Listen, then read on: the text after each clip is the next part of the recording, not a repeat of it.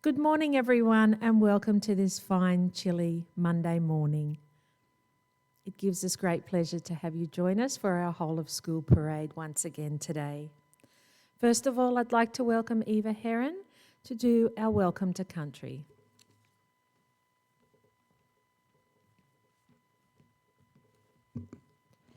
I would like to acknowledge the Turrbal and Yagara people who are the traditional owners of this land where we meet today. I'd also like to extend my respect to all elders past, present and future, for they hold the memories, hope and traditions for all Aboriginal and Torres Strait Islander people of Australia.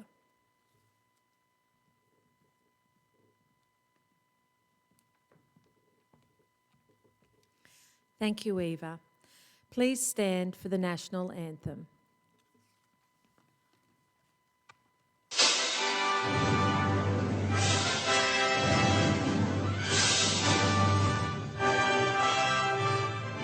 Australians, all let hearts rejoice, for we are young and free. We've golden soil and wealth for toil, our home is girt by sea. Our land abounds in nature's gifts of beauty, rich and rare. In history's page, let every stage advance Australia fair. In joyful strains, then let us sing, advance Australia fair.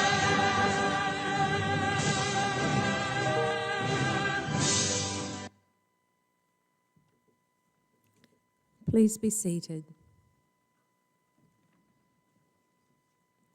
I'd now like to welcome Mr. Usher, our Executive Principal, for his address.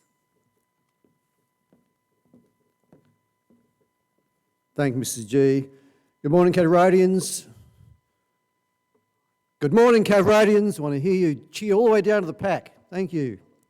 Good morning, Cavradians. Well done. Here we are in week 5 of term 3, halfway mark already. And gearing up, I would hope, particularly in the senior school, to get your best results for this year. Last week was really interesting for me because I spent most of it in another school or two. And one of those schools is Distance Ed, just down the road here at Cooperoo. I was doing some observations about how the school functions, particularly of their bread and butter is teaching and learning online. And it became quite apparent to me the challenges that are for those young people from various walks of life to be able to cope with and then be hopefully successful in their schooling without really having a teacher at their side or within reach, within inside a classroom. I'd never really thought about it too much until the other day. And it occurred to me really how lucky we are here at Cavendish Road, not only to the fact that students here can reach out and touch and speak with teachers, not being in a controlled online environment, but how great your teachers actually are and how effective they are in every classroom. The life of our school the last months, of course, has been choked somewhat by the pandemic. And it's interesting also for me to make that connection, if you like, of the, what do we call it, impost that's been placed upon us here at our school during the last few months, whereas the lives of those young people learning at home from distance ed all the time, how difficult it must be, but also how to meet those challenges from both as a teacher and a learner. The second interesting point I'd like to make, from my perspective anyway, I hope it is for you, was engaged with a conversation with one of our teachers last week about philosophy and the way we teach philosophy in the school, and about virtue ethics. There are 11 virtues that Aristotle espoused and changed throughout the Middle Ages. In fact, if it hadn't been, my understanding is, a discovery of some ancient texts, we might not have had the scientific revolution of the Renaissance, which delivered the scientific world in which we live in, the world of rational thought, and so on. The 11 virtues is really about our rules of life and how we flourish to be not only good citizens but good people. And the connection to that is obviously our 5 C's in our school. To being courteous, being committed, having consideration for others, being cooperative, and of course, the last of all, meeting challenge. We've been put in a different context this year where all those 5 principles of our school are challenged, and I know in particular many year levels have been working on that theme and taking up personal challenges. But I think what is really more important is how do you overcome those challenges and model that for others? So I'm going to leave you with the question this morning is, now we're in the middle of this term, perhaps the busiest term of the year academically, is what are your challenges? How are you overcoming them? What are your virtues? And are you displaying those for others? Because in times of challenge, they are forever, I think, the way you address them in times of challenge is really a measure of depth of character. And if we can multiply that by 1,800 or 1,947 students as of last week, what would that look like to others if they were to step into our school? I've seen both sides the last few weeks of where some magnificent efforts of our students, like the canned food drive you'll hear about again, has been part of our philanthropy of our school, how we care for others, our commitment, our consideration for others, taking up a challenge, all of those things. But what are you doing? And I'm pretty sure the deputy principals would be nodding their heads at this one at the moment because they've had a couple of challenges in the last couple of weeks, certainly with some students. And I wonder, why is that the case? Are we slipping with practicing our virtues, and are we really being true to the 5 C's of our school? I see that being done at an amazing level throughout by so many of young people in our school. But think about others, their context, how they might meet their challenge and demonstrate their virtues. Thank you. Have a great week.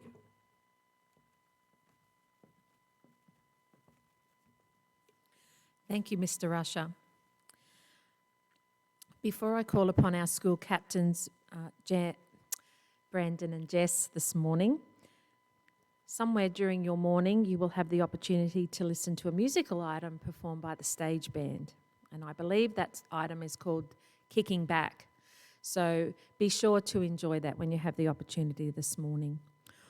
All right, over to our school captains for their address.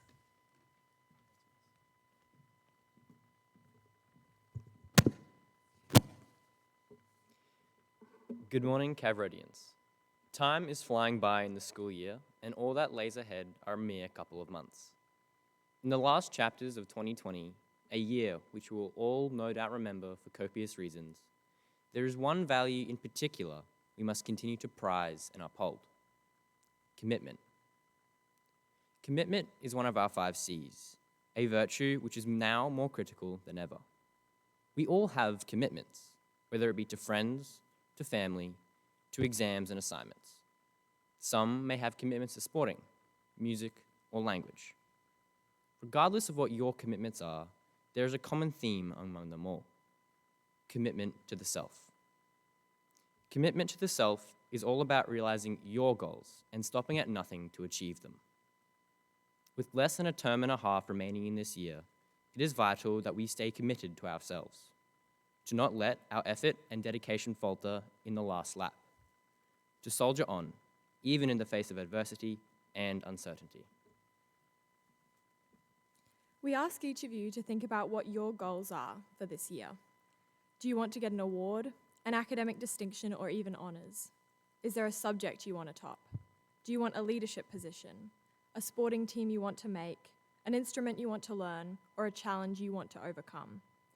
We ask you to think about whether you want to leave a legacy here at CAV. Whatever your goal may be, now is the time to commit to it. More importantly, now is the time to commit to each other. In just a few weeks, many of us will be entering exam block and assignment periods, and it will become more important than ever that we look after our fellow peers and friends and help each other through this tough time. It is only when we support each other as a collective community that we can attain individual excellence. It is time to set achievable but ambitious goals for the next 5 weeks, to commit to these goals and to lift up and support our fellow Cavrodians. Brandon and I look forward to seeing each of you pursue your goals this term and look forward to seeing each of you strive towards excellence. We hope you all have a great week, and remember, nothing without effort, nothing but the best. Thank you.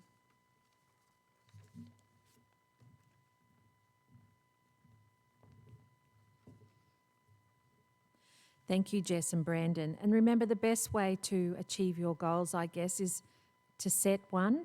Doesn't have to be a particularly large goal, something achievable. And then just to start step by step and move slowly forward. But remember, sometimes you might step sideways, backwards, but the general idea is to keep moving forward, and you may even have to slightly adjust your goal.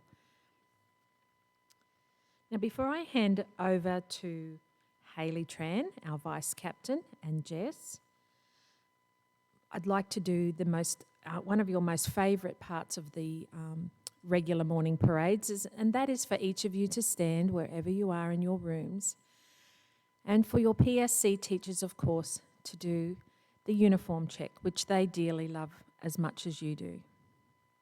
So the things that we're looking for: jewellery,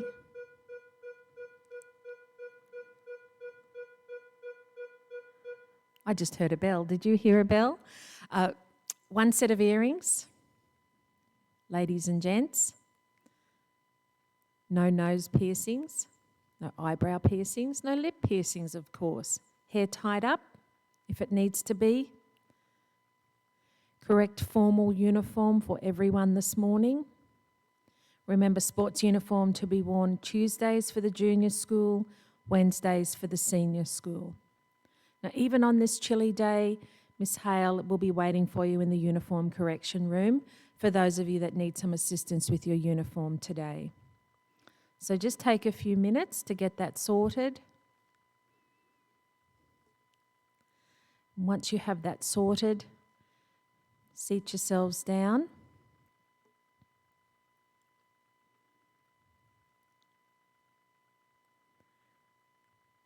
And it gives me great pleasure to welcome Hayley, our Vice Captain, Hayley Tran, and Jess Morgan, our School Captain, back to the stage.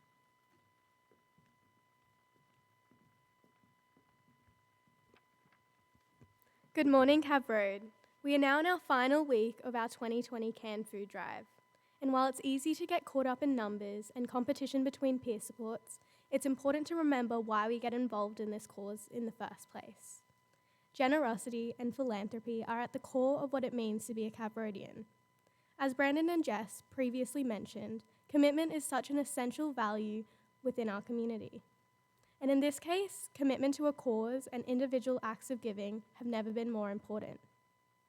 While the canned food drive is an opportunity for our school to come together as a collective group, it is also time for individuals within our community to show their generosity and challenge themselves to give what they can. Donating to a cause is not merely about the end result, but is also about the perspective and insight you gain while practicing individual acts of generosity. When giving to a cause, it's important to think about the real-world impacts of your donation and the people who will be affected as a result. Whether you're bringing in money or cans, we want you to keep in mind who is on the receiving end of that donation. Because at the end of the day, the people who are in need of our support are fellow Australians, People just like our own friends, family, and neighbours who are doing it tough through no fault of their own. Rather than simply thinking in terms of can counts, we want you to think about the fact that together we are helping to put meals on the table of those who would otherwise go without. We should remember that each time we donate, we have the power to reduce food insecurity in our local community. Together we have the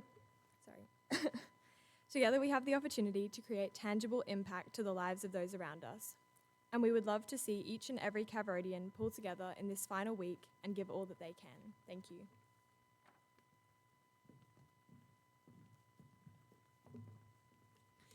Give all that you can. Maybe it's only a very tiny can. This little can might be the can that makes a difference. Go Cav, have a great day.